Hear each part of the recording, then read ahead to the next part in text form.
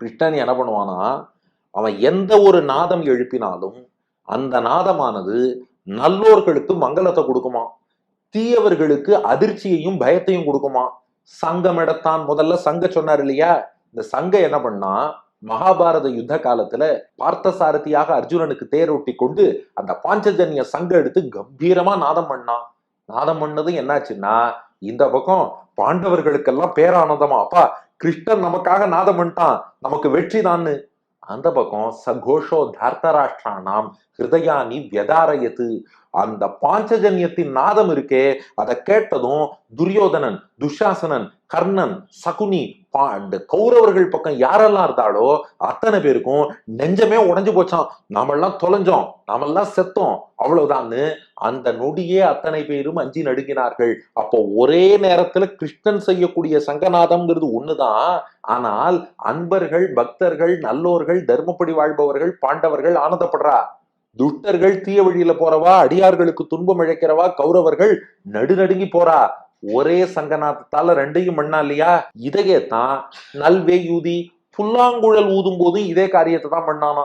எப்படின்னா, கிருஷ்ணன் சின்ன வயசுல மாடு கண்ணுக்குட்டி எல்லாம் மேய்ச்சானோ இல்லையோ, அப்படி மாடு கண்ணுக்குட்டி மேய்க்கும் போதும் அப்பவும் கிருஷ்ணன் குழல் ஊதுவானா, நல்வேயூதி, நல்ல புல்லாங்குழலை ஊதுவான். அந்த புல்லாங்குழல் ஊதுறதும் எதுக்குன்னா, அவன் குழல் ஊதுறத கேட்டா மாடுகள்லாம் நன்றாக ஆனந்தமாக நிறைய புல்லு மேயுமா, நல்லா வயறார நன்றாக சாப்பிடுமா. இந்த குழலோசையை கேட்டு கேட்டு சந்தோஷப்பட்டு சாப்பிடும், மாடுகளுக்கு நல்லது. கோபிகைகளோ கண்ணன் குழலோசையை கேட்டு மெய்மறந்து போயிடுவாளாம். அதே சமயம் கிருஷ்ணனை துன்புறுத்தணும்னு சொல்லி இந்த பூத்தனை, சகடாசுரன், அகாசுரன், பகாசுரன், வத்சாசுரன், கபித்தாசுரன், தேனுகாசுரன், திருணாவர்த்தாசுரன், இந்த மாதிரி ஆன்டி சோஷியல் எல்லாம் வருது பாருங்க. குழலோசையை கேட்டாலே எல்லாரும் நடுங்கிடுவாளாம். அதுதான் யாதவாபியுதய காவியத்துல சுவாமி வேதாந்த தேசிகன் ரொம்ப ரசமா சொன்னார்.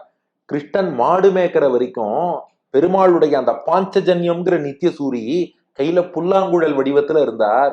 கிருஷ்ணன் மதுரா துவாரகைக்கு போய் அங்கே மன்னன்கிற ஸ்தானத்துக்கு வந்ததுக்கு அப்புறம் அதே பாஞ்சஜன்யம்ங்கிற நித்திய சூரி சங்கு வடிவில பெருமாள் கையில உட்கார்ந்துட்டார். அப்போ மாடு மேய்க்கும் போதெல்லாம் அவர் குழல் வடிவில் இருந்தார். அதுக்கப்புறம் மன்னனான பின் சங்கு வடிவத்தில் இருந்தார். ஆக மொத்தம் இந்த நித்திய சூரியானவர் பெருமாளுக்கு எப்போதும் இருந்து கைங்கரியம் பண்றார். அவருடைய நாதம் என்ன பண்றதுன்னா, சங்காக இருக்கும்போது பாண்டவர்களுக்கு மங்களம், கௌரவர்களுக்கு நடுக்கம். குழலாக இருக்கும்போது மாடுகளுக்கும் கோபிகைகளுக்கும் மங்களம், அசுரர்களுக்கெல்லாம் நடுக்கம்.